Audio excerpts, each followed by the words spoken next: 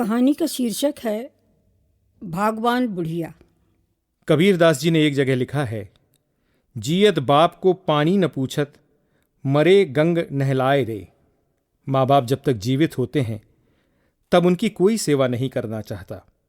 वे football की तरह यहाँ से वहाँ लुढ़काए जाते हैं, परंतु उनकी मृत्यु के बाद लोक दिखावे के लिए श्राद्ध का ऐसा विराट आयोजन होता है कि आश्चर्य होता है। मालती जी की ये कथा बुंदेली पुट लिए हुए है। भागमान बुढ़िया। घड़ी 9:30 बजा रही थी और जमुना का अब तक पता नहीं था। मेरी कहानी इस समय बहुत नाजुक मोड़ पर थी। इस समय रुक जाना आत्मघाती कदम होता, लेकिन सिंक में पड़े जूठे बर्तन और बासी घर मुझे लिखने नहीं दे रहा था। मेरी एक आंख घड़ी पर और एक आंख खिड़की पर टंग गई थी। कोई 10 बजने को होंगे जब मुझे खिड़की के पर्दे की फांक से उस साड़ी की झलक दिखाई दी जो अभी मैंने उसे दिवाली पे दी थी। मेरी सांस एकदम सम पर आ गई और मैंने घंटी बजने की भी राह नहीं देखी और उठ कर के दरवाज़ा खोल दिया। इतनी आतुर प्रतीक्षा तो मैंने कभी अपने पति की भी नहीं की थी। देवी जी पधारी और आकर मेरे टेबल के पास खड़ी हो गई। उसका टेबल के पास खड़ा होना हमेशा किसी खतरे की सूचना होता है, इसलिए मैं डर गई और मैंने कहा, बहुत देर कर दी रे आज। अब क्या करें, वो हमारी लाल घाटी वाली नंद है ना, उनकी सांस ख़त्म हो गई। मतलब आज काम नहीं होगा। काय काम न करना हो तो हम आते काय को, फ़ोन न खटका देते। उसने मेरी नादानी पे तरस खाकर कहा। बात भी ठीक थी, पर फिर मैंने सोचा देवी अब खड़ी क्यों हो, काम करने आई हो तो करो ना। लेकिन अभी वो अपना मंतव्य बोल कहाँ रही थी। फिर धीरे से उसने कहा, मम्मी जी आप पे कोई साड़ी होगी कोरी? अभी इस समय तुम्हें कोरी साड़ी की क्या ज़रूरत पड़ गई? नहीं, वो अम्मा को उड़ावे को चाहिए। मुर्दे की पहरावनी करोगी तो? हमारे वरुण के तो रिवाज है और हम तो खास भैया हैं, हम खाली हाथ जाए हैं तो हमारी नंद की बदनामी ना हो है। मेरे पास इस तरह की कोई साड़ी नहीं थी, होती भी तो मैं इस काम के लिए तो नहीं ही देती। मैंने उसके बदले में उसको भाषण देना शुरू कर दिया। तुम लोग ऐसी सड़ी गली परंपराओं को गले लगाए रहते हो, तभी तो पनप नहीं पाते हो। जब देखो जब कर्ज में डूबे रहते हो। अरे ज़माना कहाँ जा रहा है और तुम कहाँ जा रहे हो? वो चुपचाप मेरा भाषण सुनती रही और काम करती रही और जाते समय बोली, पड़ोस की मैडम से पूछती हूँ, उनके पास रहती हैं। मतलब पड़ोस की मैडम के सामने मुझे नीचा दिखा करके और वो चली गई। दूसरे दिन उसने मेरा बीपी नहीं बढ़ने दिया, समय से आ गई, लेकिन आते ही काम नहीं शुरू किया। मेरी मेज़ के सामने जो ऊपर जाने की सीढ़ियाँ हैं वहाँ बैठ गई। जब भी जमुना के पास कहने के लिए कुछ होता है वो उस सीढ़ी पे जम के बैठ जाती है, लेकिन तुर्रा ये कि वो बात शुरू नहीं करेगी, पहल हम ही को करनी है। थोड़ी देर मैंने प्रतीक्षा की, फिर सोचा समय तो मेरा ही बिगड़ रहा है। फिर मैंने पूछा, कल कितने बजे लौटी? अरे ऐन दिया बत्ती हो गई थी। वो साड़ी मिल गई थी? हो, 100 रुपया की लायलॉन की बढ़िया साड़ी थी। उस जरा जीर्ण निष्प्राण शरीर पर नायलॉन की साड़ी की कल्पना से ही मुझे झुरझुरी हो आई। मैंने विरक्ति के स्वर में कहा, पड़ोसिन के पैसे दे देना समय से, नहीं तो मेरे प्राण खा जाएंगी।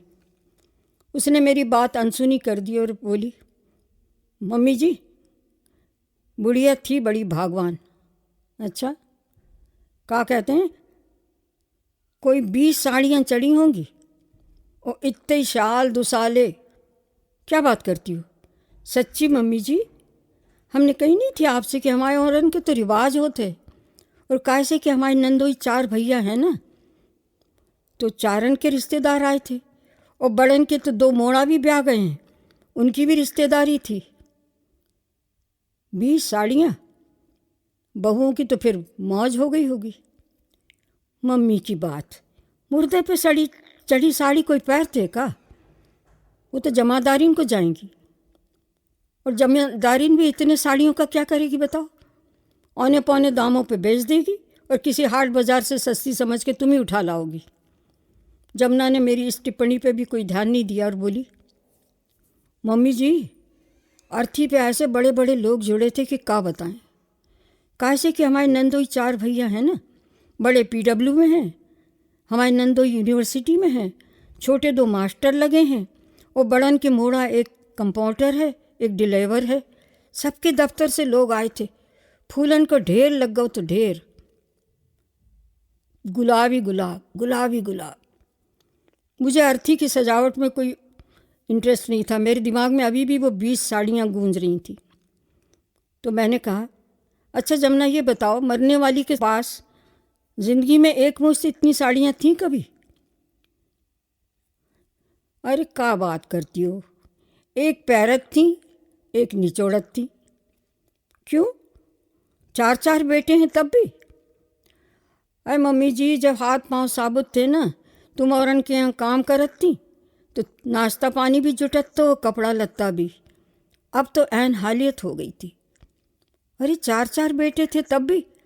अरे मम्मी जी, 4 हों कि 40 हों, कोई राखे जब तो। 3 महीना बंधे थे, न एक दिन कम न एक दिन ज़्यादा।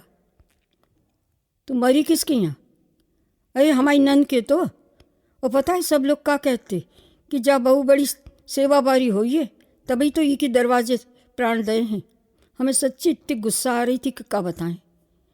गुस्सा क्यों? तुम्हें तो खुश होना चाहिए, तुम्हारी नंद की तारीफ हो रही थी।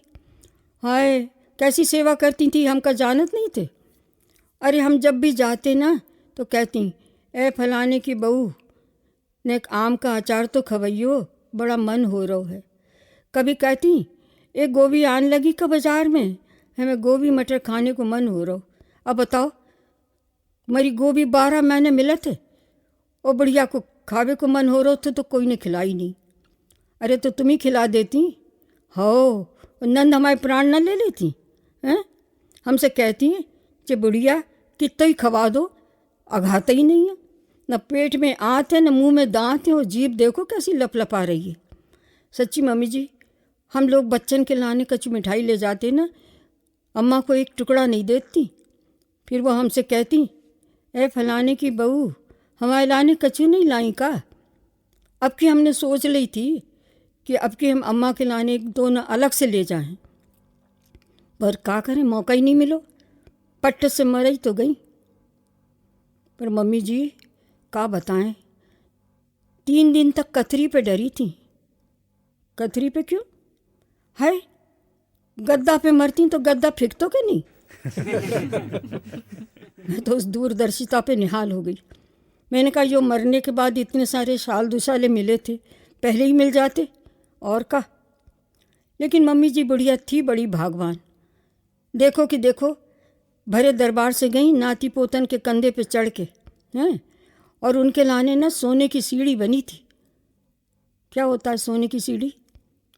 अरे जिनके नाती पोता बाल बच्चन वारे हो जात ना, उनके लाने सोने की सीढ़ी बने थे।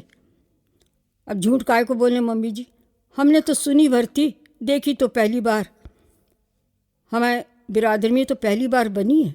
सच्ची बुढ़िया बड़ी भागवान थी। उस भागवान बुढ़िया की तेरह भी बड़ी धूमधाम से मनी, और जमुना ने जी भर करके पहरावनी की। कहना न होगा कि इस आयोजन में मेरे बटुए में कई छेद हो गए। अब उसने कर्ज के तौर पर तो लिए थे पैसे, पर मैं जानती थी कि 1-2 महीने तो किस्त चुक जाएगी। फिर कभी होली, कभी दिवाली, कभी बच्चों की किताबें, कभी साल भर का गेहूँ, ये सब बहाने होते रहेंगे। फिर कोई किसी के यहाँ बच्चा हो जाएगा, किसी के यहाँ शादी निकल आएगी, फिर कोई मर जाएगा, और मेरी किस्तें कभी चुक नहीं पाएंगी और एक नया अकाउंट और खुल जाएगा। कभी कभी तो लगता है कि जमुना के लोकाचार निभाते निभाते मैं ही दिवालिया हो जाऊंगी। तेरी के दूसरे दिन जमुना जी पधारी और फिर अपनी हॉट सीट पे आके जम गई। इस बार मुझे कुछ पूछना नहीं पड़ा, खुद ही शुरू हो गई। इतनी अभिभूत थी। दान दक्षिणा, गंगा जी की महिमा का वर्णन और ये और वो सब उसने सुनाया, और बाद में फिर महाभोज का रससिक्त वर्णन शुरू कर दिया। मम्मी जी का बताएं, 4 मिठाइयाँ बनी थी, सब भैया ने अलग से अपने बनाई थी। मतलब इमरती, बालूशाही, मोतीचूर और गुलाब जामुन, खीर अलग। और देखो कि गोभी के और मटर की सब्जी, पालक के पकौड़े, बूंदी को रायतो, पुलाव, जौन जौन चीज़ अम्मा को पसंद थी ना सब बनी थी। मैंने कहा डर गए होंगे कि नहीं खिलाएंगे तो बुढ़िया गला पकड़ लेगी। अच्छा मम्मी जी, जौन चीज़ हम पंडितन को खवाते हैं वो सांची में आत्मा लोग पहुँचे थे का? क्या पता जमुना, ये बात तो किसी मरने वाले से ही पूछनी पड़ेगी। हम तो ये जानते हैं कि जीते जी खिलाया होता तो ज़रूर आत्मा तृप्त होती। और का मम्मी जी सच्ची कह रहे हैं, वो इमरती हमारे गले से उतर नहीं रही थी। हमें बार बार अम्मा की याद आ रही थी। हमने सोच ली थी कि अगली बार हम ज़रूर ले जाएंगे, पर क्या करें, पट्ट से मरई तो गई। लेकिन मम्मी जी बुढ़िया थी बड़ी भागवान, देखो कि रुली घुली नहीं, ज़्यादा किसी की सेवा नहीं लई और अपनी पट्ट से मर ही गई। हाँ जमुना, ये बात तुम्हारी बिल्कुल ठीक है। ज़िंदगी बेचारी की कैसे भी कसाले में बीती हो, बुढ़िया सचमुच भाग्यवान थी। उसकी मौत का जश्न बड़ा शानदार रहा।